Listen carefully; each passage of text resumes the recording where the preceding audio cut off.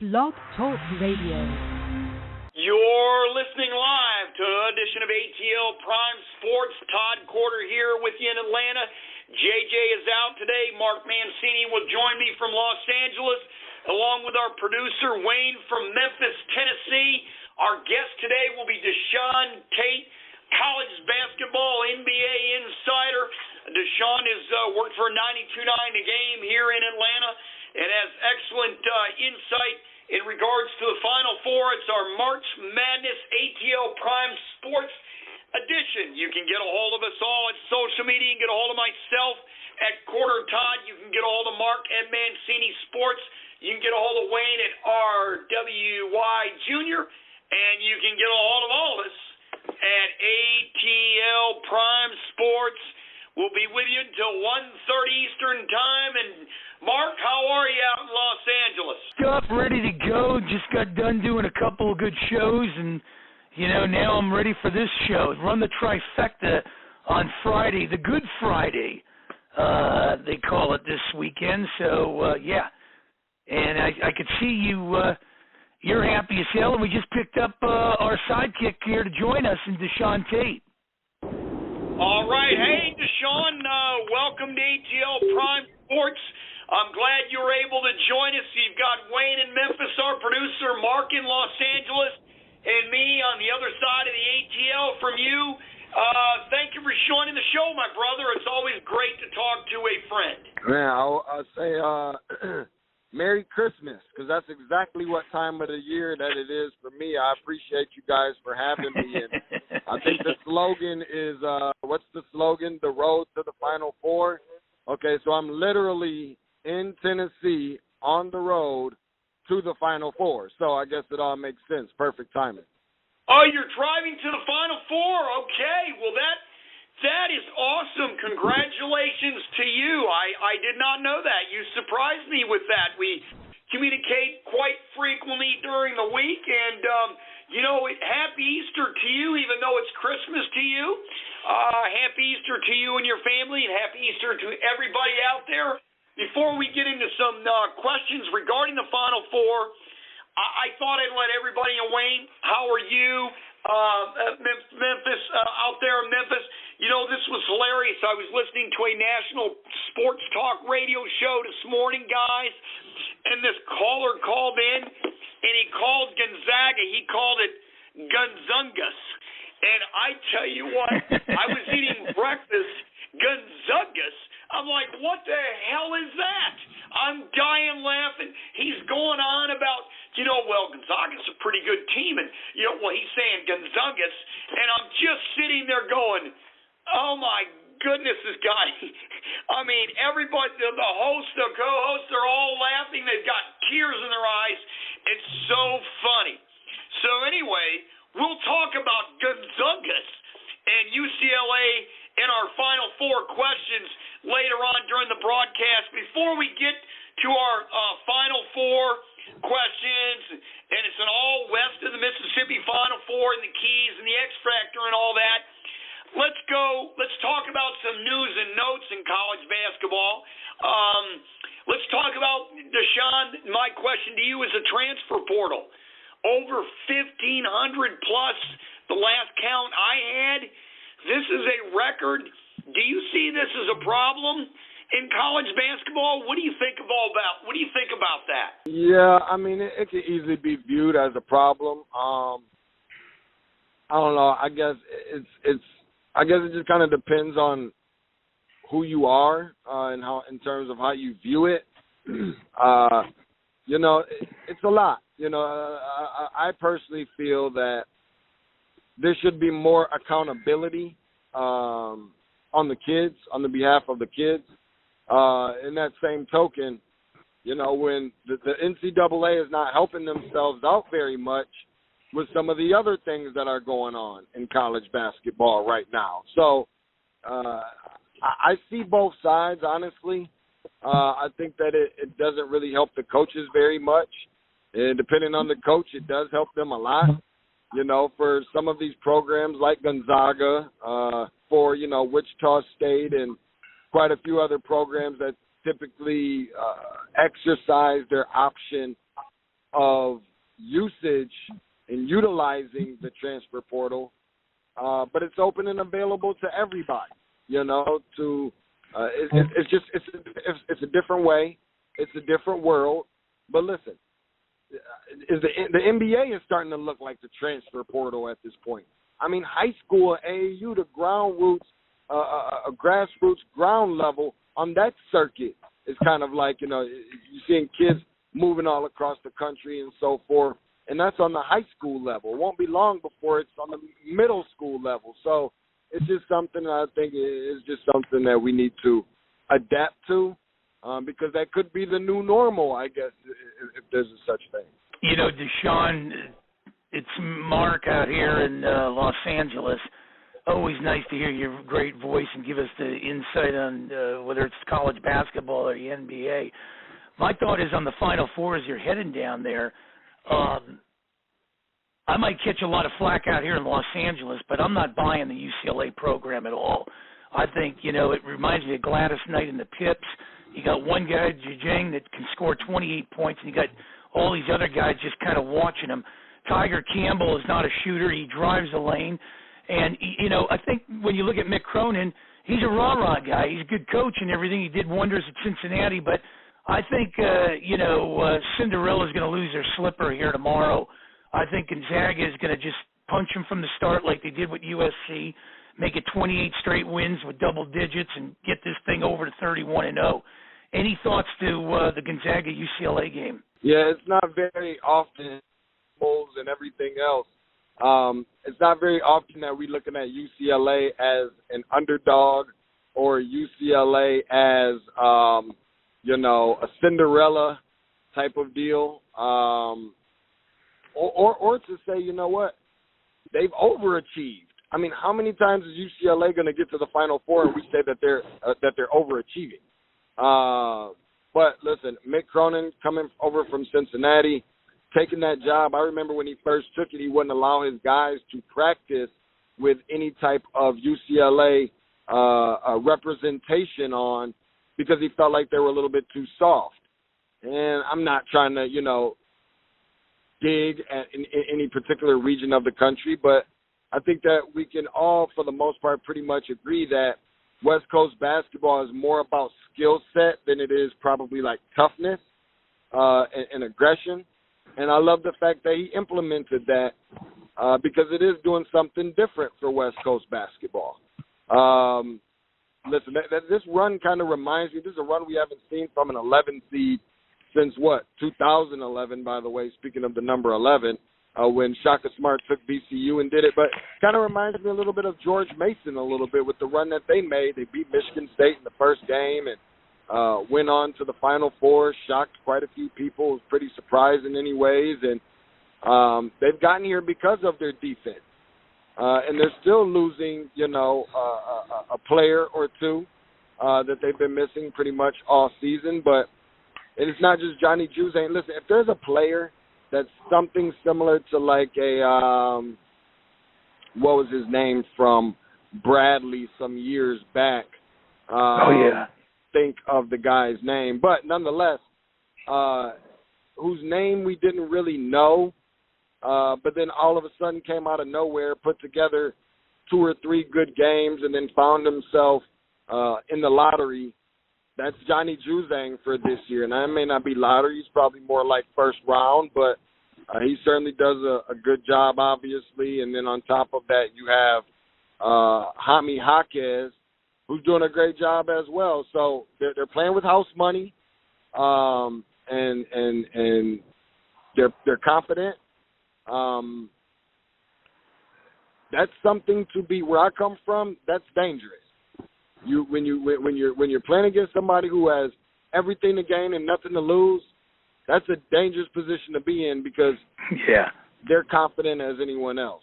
Yeah, Deshaun, this is Wayne here in Memphis, and on this side of the coin, talking about the UCLA Gonzaga game, the aircraft performance engineer from my company graduated from UCLA, so out of loyalty, I kind of have to pull. And then on the other side, Houston, being an American Athletic Conference team, the same as my University of Memphis State University Tigers, you know, I kind of have to pull for them. What are your thoughts on Houston, if they win, having the AAC represented in both the NIT and the NCAA champions? Yeah, I think the last time that we saw a team from the AAC, I think Connecticut won the title in 2014. I mean, listen, this is a Houston team that's obviously very well coached. You're not going to get to this point in the tournament unless you are very well coached. That's number one. They're a little on the smaller side, if you will, don't really have a ton of size, but honestly, neither does Baylor in terms of height. Maybe not so much just size or width, but more so the height. But they play very good defensively. Now, the thing that helps out Baylor is that not only they play well defensively too, but they are very balanced on top of that or add to it in addition. So their chances at winning, I think, is better than people are going to give them credit for, because they too are playing with house money. And they've got a really good coach, a proven coach, one of the best in the country. Don't know if he's a Hall of Famer, but if he's not, then that's blasphemous. It's long overdue. You got a guy like Quentin Grimes, who's a transfer from Kansas, who is kind of like the engine that makes that car go. Deshaun Tate, you've got quite a few guys that can go and play some ball. And listen, this is the first time that they've gotten back there since what, 84, somewhere in that range. I think 84, 85 or something. A king was born in that year, by the way, named Deshaun Tate. But that's going all the way back to Akeem Olajuwon without the H. That's back when he was just Akeem. So you got to give them credit for what they've been able to do. They've been beating on this door to get there for a long time. I know Michigan beat them at the buzzer one year, and they've been constantly knocking on that door and finally got a chance to push that thing down. So I'm happy for them on being able to get there, but I'm giving them a better chance, not only to win this game, but to win the whole thing. Obviously, I'm not picking them to win it, but I think that people just see them, and it's like, yeah, it is what it is. This is as far as it goes. I don't think that that's going to be the case for them necessarily if they can put it all together. Listen, this isn't a 7-game series. This is one game. If you're better than that other team for 40 minutes or more going into overtime in the event, you got yourself a shot. Deshaun, that's a great point. You're listening to Deshaun Tate here on ATL Prime Sports at Tate's Tate. Go check him out on Twitter. Go check out his basketball platform. I listen to it as frequently as I can. He has fantastic guests on his podcast. Go check it out. It's phenomenal. My man was on Fox Sports Radio this week with Chris Broussard, and you were else with Rob Parker. So you were on that show, and you're on all kinds of shows, and you're on our show now. So I'm going to switch subjects and go to we'll go to the UCLA Gonzaga Baylor Houston matchup later on in the show. It's an all-West Final Four, keys and X factor. I want to go into the big coaching news this week. I want to start out with the latest on a coaching fraternity. Roy Williams of North Carolina retired. Only coach with 400-plus wins at two different programs, Kansas and North Carolina. It wasn't a shocker to me, Deshaun, but was it a shocker to you? And who does North Carolina look to potentially hire? Is it a Hubert Davis, a former player? Will they go the route a la Juwan Howard in Michigan? Your thoughts? Yeah, it's not very often that I tear up, man. I almost started to kind of tear up a little bit. A little draft came through when I saw him retire because, listen, he's meant, as much as I love the game of basketball, particularly on the college level, it's sentimental for me because these are the guys that I grew up watching and one of some of the reasons why I fell in love with the game. Gary Williams, who I miss probably more than almost any other coach, who's been away for a while, and now Roy Williams. It was shocking in terms of the timing. I'm not really sure that I would have picked April Fool's Day. But nonetheless, listen, he's definitely mentioned I just felt like it was very sad because the premise of what it was based on was that he just felt like he didn't really have it anymore, and that, you know, maybe him getting old is just kind of starting to set in a little bit. That almost kind of got you questioning as to whether who's next. Is K next? Is Boeheim next? Who's next? There's guys that's right around those same ages. Hell, Izzo. I mean, there's so many others. I've heard some names that have been dropped around quite a few times. I've heard the name Kenny Smith, who I'm not really in love with that idea. I've heard Jay Wright. I don't think he's going to leave. I've heard Mark Few. I don't think he's going to leave. Those are two guys that are in very, very good positions and situations of their own in their own program. But I think that the fingers are pointing towards, number one, keeping it in-house, and number two, that being Hubert Davis, who I had an opportunity to not just meet, but is also a dear friend of mine and a very, very nice guy. One of the kindest souls that I've ever met. But this isn't about being nice. This is about adding a number to the left side of the result column, and we all understand that. We all overstand that. But he's been there after leaving ESPN for somewhere close to about a decade now. I would imagine he would be the next guy up. I hope he gets the job, but I know Wes Miller's name has come up as well, who played on that title team, which I feel like was 2009 maybe. Now currently the head coach over at North Carolina Greensboro.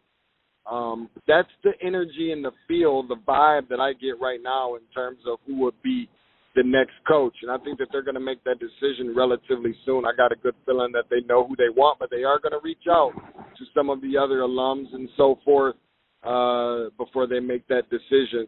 They're going to do it collectively. Obviously, it's all up to Bubba, the athletic director, to have the last say, but it's good that he is incorporating some of the previous players there in North Carolina. We got about 12 and a half minutes left in the show, Deshaun. Let's go quickly through the others. Chris Beard goes to Texas from Texas Tech. Mike Woodson goes to Indiana. Shaka Smart leaves Texas and goes to Marquette. Talk about those in order. Yeah, well, starting with Shaka Smart. I mean, listen, he was gonna get the axe this past Monday anyway. Considering that, I think it was a nice enough gesture for the decision makers to let him know what the plans were going to be. They didn't blindside him. They could have done that on the plane, coming back from a first-round loss after winning a conference tournament championship, going straight into the first round and losing to Abilene Christian, who's not just any school, but also just became a program in Division I within the last probably 2 or 3 years or so. Plus, it's in Texas, so just imagine the little brother relationship that they have.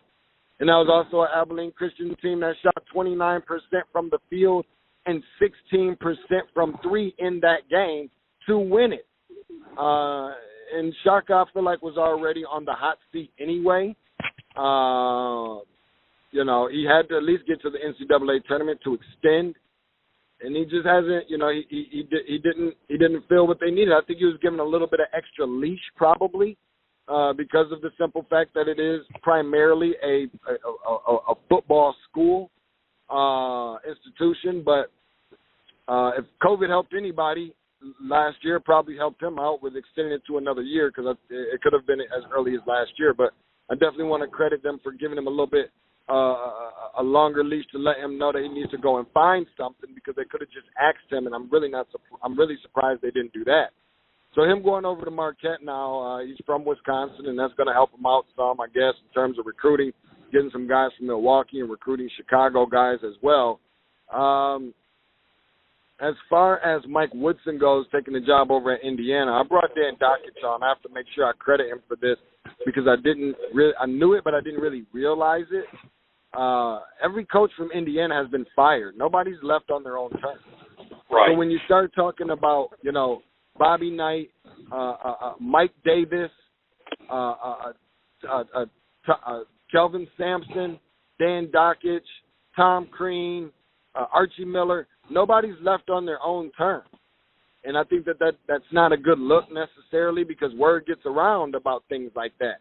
Much like how if a player is well deserving in the NBA of receiving a cup of coffee once the contract is up and try to negotiate, when you don't do business properly, other players around the league hear about things like that, and they don't want to be a part of your franchise. As far as Mike Woodson, I'm interested to see how that goes. He's an older coach. People don't know him. These kids barely know the Patrick Ewings and Penny Hardaways and Juwan Howards, if I'm just being honest, let alone him. Hell, they barely even know Michael Jordan, for crying out loud, if you really think about it, outside of tennis shoes. So I think one thing that he will probably have to do, adding Thad Matta, that's great. I think he'll have to add some younger guys to his staff that can relate and bring Indiana back to somewhat normalcy in terms of what it used to be, at least contending for second round of the NCAA tournament. Deshaun, Mike Woodson, he was a great player. He was the ultimate Bobby Knight player. He had a really good coaching career with New York as a head coach, and Atlanta as a head coach, and then he left the Knicks as an assistant, helped Tom Thibodeau bring them up to 500, and now he's here. I like the move, Mike Woodson. Like you said, get younger coaches, bring back Indiana to Indiana. He's the last. He was on the last team to go 32-0 in '76, which is what Gonzaga, ironically, is trying to do here in the Final Four. I love the move. But our last one, Chris Beard, from Texas Tech to Texas. Your thoughts on that briefly? We got about 7.5 minutes left, and then we'll go to our all-West of the Mississippi Final Four keys and X Factor. Yeah, I like the idea of adding Chris Beard. I know that he was a big advocate or huge Robert Montgomery Knight guy, so I thought that might have been an ideal location for him before Woodson got the job.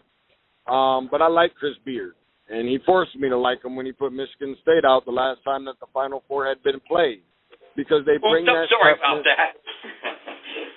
They bring that toughness. They bring that aggressiveness, and they're going to play defense.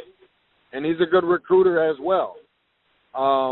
So I've grown to like Chris Beard, honestly. I think that it's perfect for him, honestly, in terms of the way that he likes to play. I mean, when I think of Texas, I don't really think about his style or his brand of basketball per se. But that doesn't mean that it won't work. He's from Texas. He went to Texas. So, listen, if you gave me an opportunity where I come from to be the front runner of what I want to do in terms of my profession, and I get a chance to take it back home, nothing wrong with going back home. If LeBron ain't showed us nothing else, is that you can always go back home. So I'm excited about the hire. I'm looking forward to seeing what college basketball is going to look like with many of these new hires, because they're big-name coaches and big-name programs. You're listening to Deshaun Tate here on ATL Prime Sports. Let's go ahead and let's talk about the X Factors for the Final Four. Let's do the X Factor for UCLA and Gonzaga first. It's not Gonzagas. And Baylor and Houston. I think UCLA's got a chance in this game. People are calling me crazy. You don't win 5 games in a row in this tournament, beat a team like Michigan State, who actually I had to get to the Elite Eight instead of UCLA. What's the X factor on all these teams, for these games? Yeah, so I think that the crazy part about this particular Final Four is that the size for most of these teams are relatively small. None of them are really hefty in the front court. When I look at the bigs, I'm drawing a super blank on the big guy from UCLA right now, but I think that he is very key. Obviously, Johnny Juzang is going to be key as well, but more so the bigs because the guard play is really so good and above average for UCLA. So preventing being in foul trouble because Drew Timme can eat you up on the inside. So they have to be methodical and they have to be smart. I feel that exact same way when we're talking about that exact same player and that exact same team, that being Drew Timme and Gonzaga. You know, when we haven't seen Gonzaga play from behind very much, we can talk about the BYU game, we can talk about West Virginia, whatever else, what have you. But I really feel like Drew Timme is that player. Listen, if they get him in foul trouble, we haven't seen Gonzaga go down their bench. They don't have the deep bench in terms of crazy talented players. There is a drop-off. They play about 7 guys. And you've got to find a way to expose the point guard in Jalen Suggs. How often is it that we see a freshman that never really looks like a freshman? We've never seen him look like a freshman. This would be a time that you would try to target that. But even more so, this would be a terrible time for him to actually look like a freshman for one. Now, as far as on the other side, Dejan Giroux in the front court for Houston, very much the same thing. They're a smaller team. Same thing with Baylor. Listen, everybody thinks Baylor's this really big team. Baylor's not a really big team in terms of height. Now, size and girth, sure. But they run like 3 or 4 guards out there, guys that are 6'2", 6'3", 6'4", 6'5", but the thing is they play 6'4", 6'5", 6'6", 6'7", that type of deal. That's where Jonathan Tchamwa is very key and an X factor. So I think ultimately the front court, the bigs overall, is the X factor for each of these teams to advance. What are the keys? We have 2 minutes left in the show for each team to win briefly. Yeah, for Houston, it's just going to be relying on getting stops, and you've got to be able to put the ball in the basket. We know how good they are defensively, but they've got to be better offensively because that's what Baylor does. Baylor's more balanced. Now, as far as Baylor goes, the keys is the coaching. They're not winning that coaching matchup, in my opinion. I think there's some vulnerability to Scott Drew, if I'm just being honest. And they've got to get up the big leads and keep leads against teams. They've got to be able to convert on shots. As far as Gonzaga goes, you've got to prevent Timme from getting into foul trouble and getting them sent to the bench. And you've got to be able to showcase that defense because, as we all know, we've all talked about what happens. Offense sells tickets. Offense wins games, but defense wins championships.